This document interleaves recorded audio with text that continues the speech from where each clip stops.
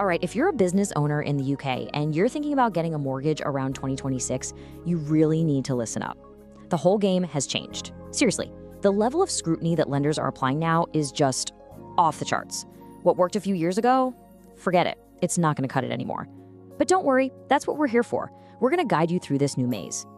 So picture this, right? Your business is doing great, absolutely flying. You found that perfect house, the one you've been dreaming of, and you're ready to make the move. But then everything just grinds to a halt.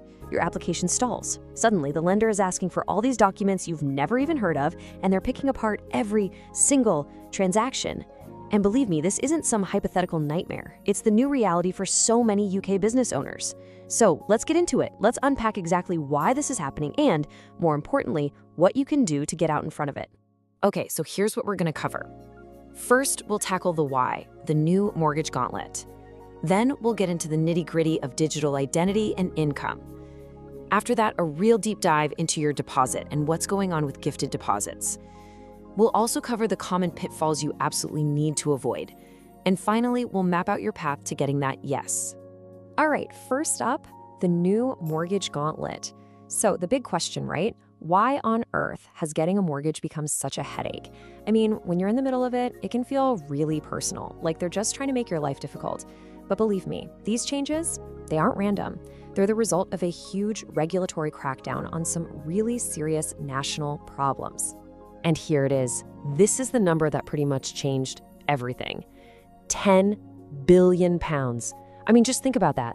That's the estimated amount of dirty money being laundered through UK property every single year. It's staggering. And to fight it, the government has basically turned every single mortgage application, yeah, including yours, into a full-blown forensic investigation. And the lenders, they're the ones who have been put on the front line of this battle. So this whole crackdown is happening on three main fronts. First, you've got security. The anti-money laundering, or AML, regulations are now incredibly strict, and it's all designed to choke off that 10 billion pound flow of cash. Second, technology. The old way of proving who you are, emailing a dodgy scan of your passport, that's completely dead. It's all about a mandatory shift to certified digital ID. And third, there's scrutiny. There's a new rule from the FCA called consumer duty, and it's a big deal. It means lenders now have to prove that you can afford the mortgage for its entire life, which is meant to protect both you and the whole financial system. Okay, Section 2, digital identity and income. This is really the heart of the matter, the business owner's audit. So let's get into the core evidence you're going to need. For us business owners, the two things that have changed the most are, 1, proving who you are, and 2, proving what you actually earn. And trust me, this isn't just a paperwork exercise anymore. It's a full-on digital audit. So first things first, how do you prove you're, you? The old way was emailing a scan of your passport or a utility bill. Forget it, that's completely a thing of the past. The 2026 way is all about certified digital ID. Basically, you'll use an app on your phone, one that's linked to this government-approved framework. These apps literally read the biometric chip inside your passport. And for lenders, honestly, this is a total game changer. It's faster, it's way more secure, and it's pretty much impossible to fake. Okay, now for your income. As a business owner, you've probably seen an SA 302 before. That's your tax calculation from HMRC. But here's the twist. Lenders now demand a second document right alongside it, called the tax year overview. And you have to understand the difference because it's absolutely critical. The SA 302, that shows the income you told HMRC you earned. But the tax year overview, that confirms that the numbers you declared actually match what's in HMRC's system, and this is the key part, that you paid the tax you owed on it. Having both of these is now completely non-negotiable. So what you'll need to pull together really depends on your business setup. Let's break it down. If you're a sole trader or in a partnership, it's pretty simple. You need your last 2 years of SA 302s and, of course, the matching tax year overviews. Now, if you're a limited company director holding more than a 25% share, which is basically the point where lenders see you as being in control, they'll want to see 2 years of your finalized company accounts, plus either your P60s or your personal SA 302s and overviews to see your salary and dividends. And finally, if you're a contractor who handles your own tax, you're pretty much treated as self-employed, so you guessed it, it's back to the SA 302s and tax year overviews for you. Okay, here's a professional tip, and honestly, if you only remember one thing from this whole section, make it this. Think of it like this. The SA 302 shows what you declared you earned. It's your side of the story. The tax year overview is the proof. It's HMRC confirming to the lender that your story is true and that you actually paid the tax. Any mismatch between these two, even a small one, is an immediate red flag. It can literally kill your application dead in the water. All right, next up, the deposit deep dive. So you've managed to prove your identity, you've proven your income, great. But the next hurdle is a big one, your deposit. And look, lenders aren't just checking that you have the money in your account anymore. They are now legally required to conduct a full-blown investigation into exactly where every penny came from and the journey it took to get to you. Now, to get through this part of the process, you have to get your head around two key terms: source of funds and source of wealth. They sound similar, but they're very different. Your source of funds is about the money for this specific transaction. Where did the actual deposit money come from? Maybe it's savings from the last 6 months. But source of wealth, that's the bigger picture. It's about how you accumulated your overall wealth over time. Think business profits over the last 10 years. Lenders need to understand and document both.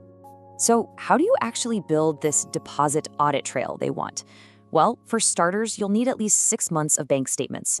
And here's a crucial point. If your deposit money has been moved around between different accounts, you have to provide statements for every single one of them. The goal is to create a clear, unbroken trail for the underwriter to follow. Any big lump sums landing in your account, a dividend payment, a property sale, an inheritance, they all have to be explained and backed up with hard evidence. We're talking dividend certificates, letters from solicitors, the whole shebang. Okay, let's talk about gifted deposits. This is a really common situation, right? Getting a helping hand from family. But this is another area that has become way more complex. The level of scrutiny here has just gone through the roof. So in 2026, using a gifted deposit isn't just about getting a letter. You now need a whole document bundle from the person giving you the money. First, yes, you need the signed letter saying it's a true gift. But then they also have to provide their own certified ID and proof of address, and their bank statements to show they actually have the money. And here's the kicker, the biggest change. They need to show evidence of their own source of wealth. Yep, they have to prove to your lender how they earn the money they're giving you. Basically, the lender's investigation now extends right into your family's finances. And inside that gifted deposit letter, this one sentence is absolutely golden. It's a legally binding statement confirming the money is a gift, not a loan in disguise. Now you might be thinking, why does that matter so much? Well, it's simple. If it were a loan, the lender would have to count the repayments against you in their affordability calculations, and it could completely wreck your application. This little sentence gives them the legal cover they need to ignore it as a debt. All right, we've talked a lot about what you need to do. Now let's switch gears and talk about what not to do. It's heartbreaking, but we see so many strong applications from successful business owners get completely derailed by some really simple, avoidable mistakes. So, what are these common red flags? Well, first, we've already hammered this one home, mismatched figures between your SA-302 and your tax year overview. That's a big no-no. Next, any unexplained large cash deposits in your bank statements are a huge problem. Lenders are also now looking very closely at frequent use of buy now, pay later services or gambling sites. To them, that can be a sign of financial stress. Another one, failing to disclose all of your directorships. And a simple but vital tech tip, please provide the proper, full PDF downloads from the HMRC portal. Don't send screenshots, they'll get rejected instantly.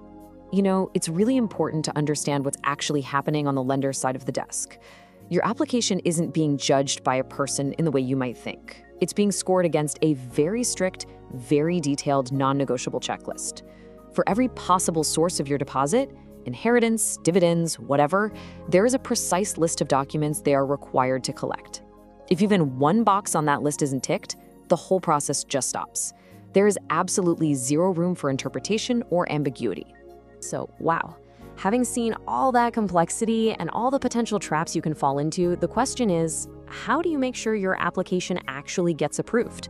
The answer really is simple, but it takes discipline. Preparation is everything. Look, trying to get through this maze all on your own can be incredibly stressful. Remember that business owner we saw at the start, looking worried?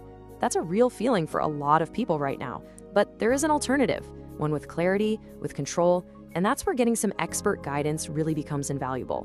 Here at Pro Tax Accountant, we live and breathe these new rules. We know these checklists inside and out, we know exactly what underwriters are looking for, and we can help you build that perfect, bomb-proof application right from the start. So if there's one big thing to take away from all this, it's this. In 2026, a mortgage application is no longer a paperwork exercise. It's just not. It is a comprehensive, top-to-bottom digital audit of your entire financial life. And if you want to succeed, you have to treat it like one. That's why having an expert on your team has gone from being a nice-to-have to an absolute necessity.